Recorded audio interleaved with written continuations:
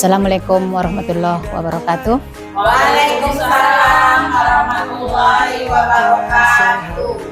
Terima kasih kepada Ibu yang sudah meringankan langkahnya, dan puji syukur kepada Tuhan Yang Maha Esa. Kita tidak lupa syukur, apalagi ibu-ibu kami yang sudah menyita waktunya, dan kemudian kesempatan ini sangat berharga untuk kami, di mana kami pada saat diberi SPT pada tanggal 29 September sampai 2 Oktober, kami diberi SPT dari Dinas Pendidikan untuk melaksanakan pelatihan dari BBGTK, yaitu Balai Besar Guru Tenaga Kependidikan. Ya, tujuannya untuk kita semua guru-guru yang ada di daerah, supaya kita mempunyai fasilitas untuk mendidik anak-anak kita semuanya, baik di daerah maupun di kota. Itu tujuan pemerintah kita, supaya kita tidak kalah dengan guru-guru yang ada di kota. Begitu juga peserta didik kita tidak kalah dengan siswa yang ada di kota. Nah, itu tujuan pemerintahnya. Saya kira untuk mukadimahnya seperti itu dulu. Saya kira mainlah kita sekarang untuk merelaksasikan dulu otak yang sudah jenuh, yang sudah penat. Mari kita dulu berdiri sejenak kepada ibu-ibu supaya kita agak rileks. Ya, kita mulai ya ibu ya. Badannya bisa diarahkan terhadap layarnya agar kita lihat bersama-sama.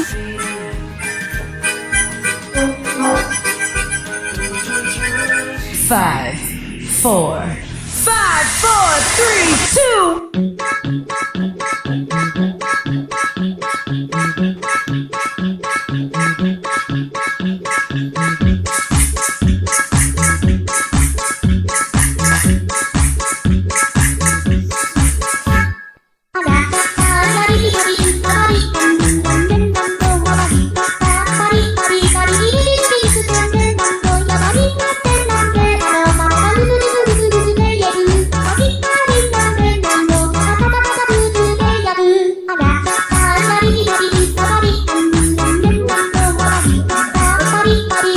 Boleh, silakan Ibu, hadap kamera juga. Oke, dimiringkan badannya Ibu, biar kita lihat sama-sama videonya.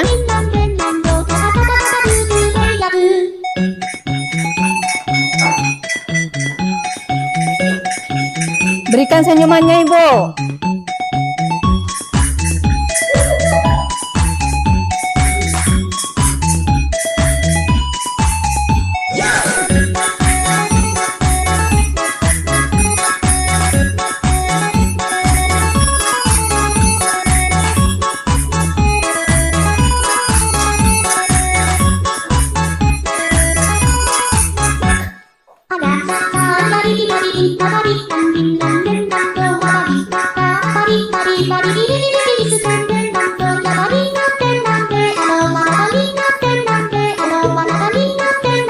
Buat senyumannya Ibu.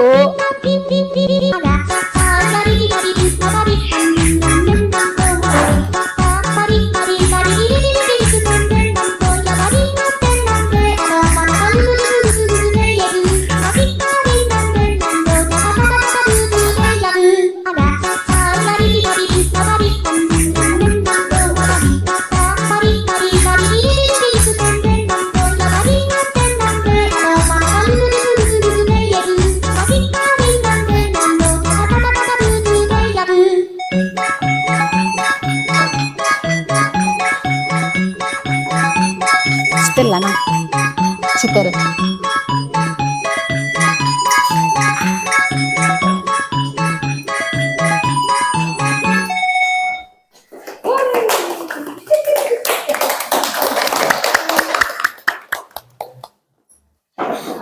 Oke, kepada Ibu kurang lengkap yang tidak ada bapaknya ya, sehingga ngomongnya juga agak terbatas. Seharusnya ada bapak gurunya satu atau dua orang, sehingga cakap kita juga enak, setimpal. Ada bapaknya, ada ibu gurunya.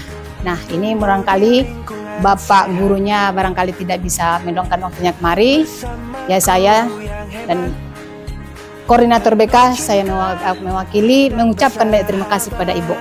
Sekarang dari 7 jurus BK itu, saya mengambil tema ataupun topik, yaitu salah satunya mengenali potensi. Ini dia. 7 jurus BK itu ada yang pertama yaitu kenali potensi. Kemudian tujuan potensi itu, mengenali potensi itu ada beberapa gaya. Sebelum membantu murid untuk mengenali gaya belajarnya, kita bisa mencoba kenali gaya belajar dan silakan nomor yang sesuai dengan diri Anda, apapun Anda, termasuk kinestetik atau visual atau auditori.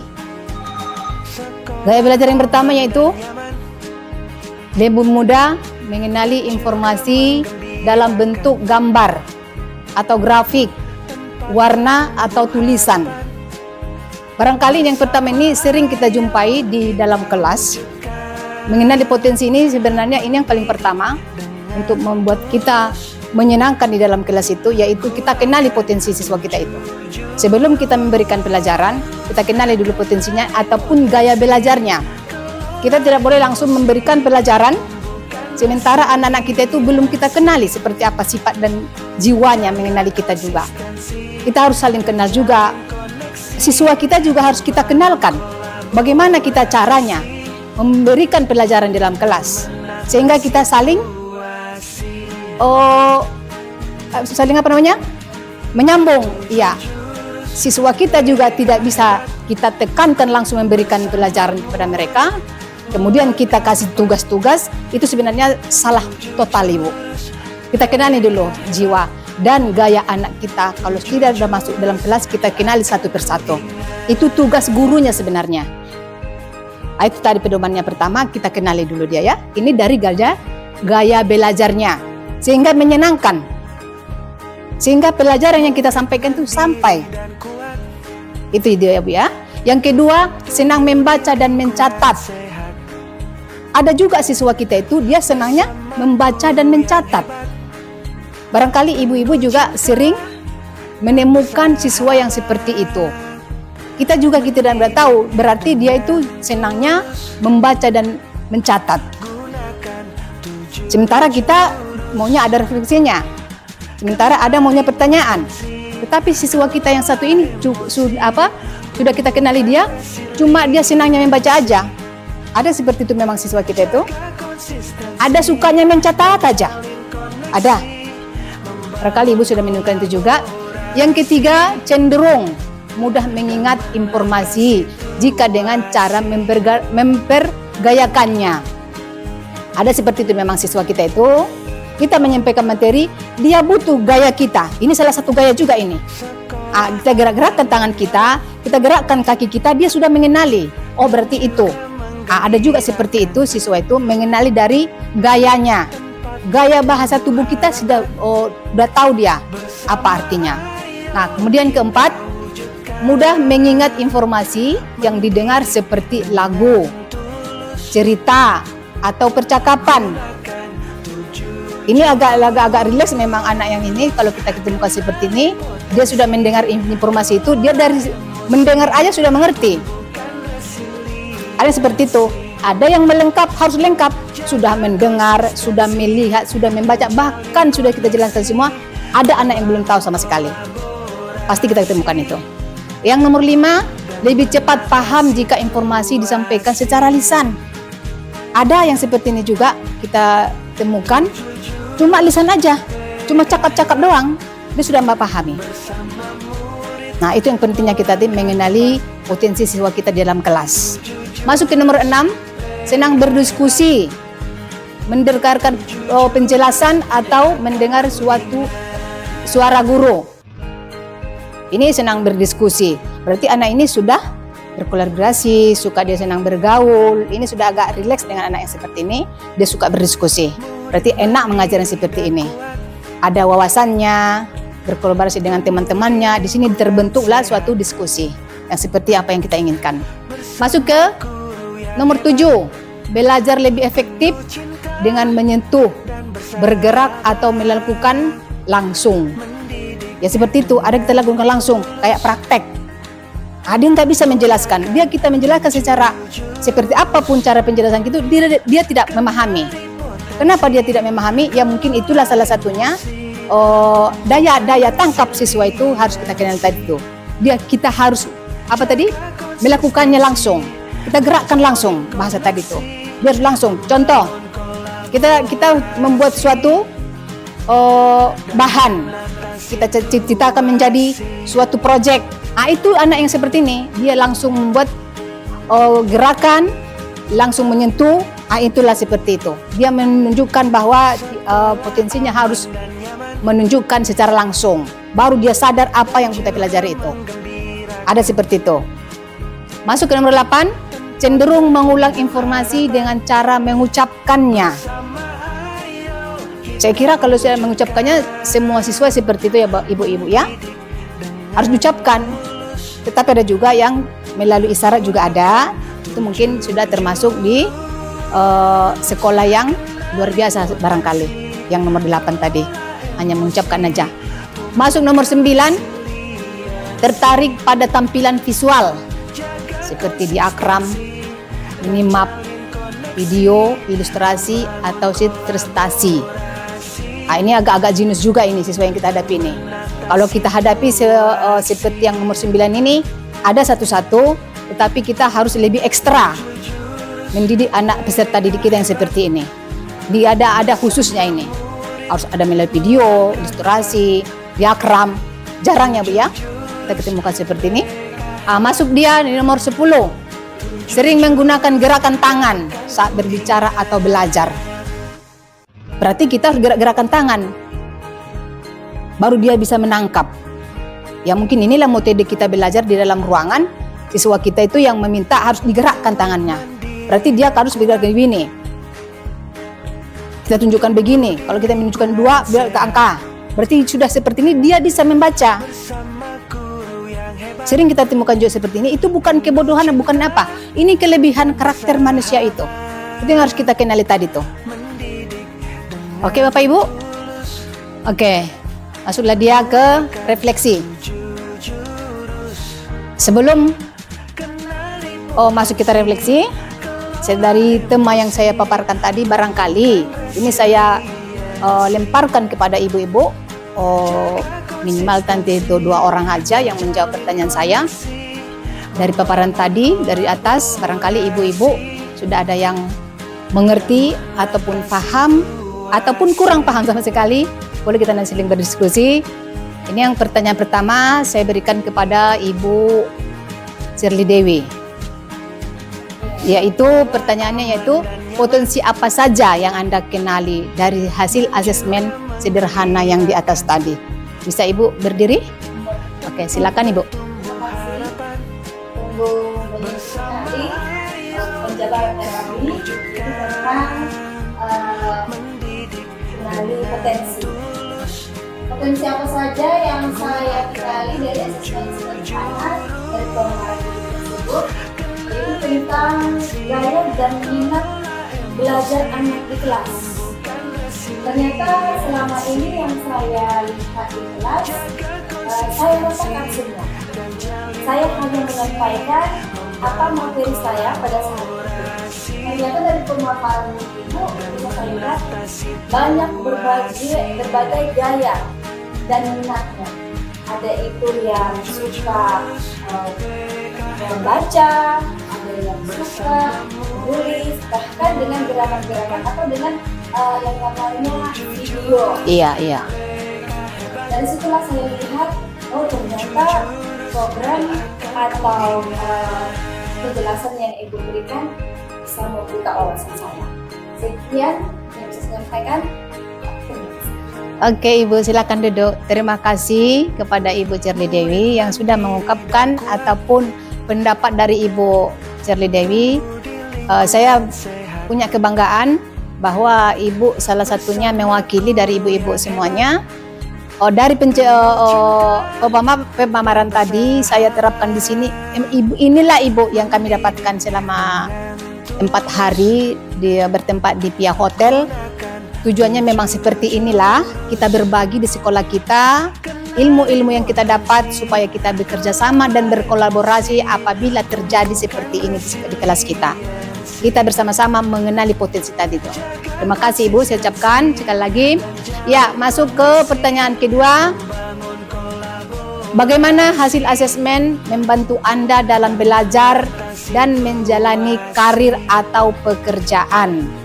Ini saya lemparkan kepada Ibu Teti Hasibuan untuk menjawab pertanyaan yang nomor 2. Silakan Ibu, berdiri Ibu. Terima kasih Bu atas waktunya. Pertanyaan yang kedua ini, bagaimana hasil asesmen membantu Anda dalam belajar dan menjalani karir? Kalau pendapat dengan adanya hasil asesmen ini Iya Bu. bagian kita, kelemahan kita, refleksi yang saya berikan. Iya. Kedua tadi, jadi kita tahu minatnya di mana, Iya betul. mana minat itu. Jadi hanya 2 yang bisa saya ambil kesimpulan untuk pribadi saya dalam mengembangkan Iya. ya, terima kasih Bu. Silakan duduk Ibu. Terima kasih khususnya kepada Ibu Teti Hasibuan yang sudah memberikan jawaban dari pertanyaan nomor 2. Itu sangat bagus sekali jawabannya. Mudah-mudahan Ibu Teti dan ibu-ibu yang lainnya dapat menerapkan ilmu yang kami sampaikan. Inilah ibu-ibu yang kami dapatkan selama 4 hari di pihak hotel. Kami tidak egois Ibu, katanya harus disampaikan kepada kawan-kawan. Memang BBGTK juga berjanji, tidak BK aja, katanya di sini juga akan menelusuri guru-guru bidang studi lainnya. Ibu-ibu juga siap-siap untuk dipanggil dari Dinas Pendidikan. Bukan BK aja katanya, akan bergilir semuanya, guru bidang studi. Begitu juga nanti ibu-ibu kalau sudah pelatihan akan memaparkan juga di sekolah kita ini juga. Kita harus saling berkolaborasi dan saling membantu, tujuannya untuk menciptakan generasi kita atau anak-anak kita ini menjadi cerdas. Itu tujuan kita semua ya. Terima kasih saya ucapkan kepada ibu-ibu. Mungkin itu yang dapat saya sampaikan. Terima kasih. Assalamualaikum warahmatullahi wabarakatuh.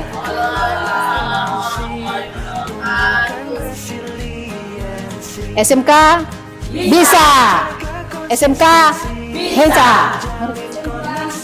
SMK 3 hebat. Sekali lagi ya. SMK 3 hebat.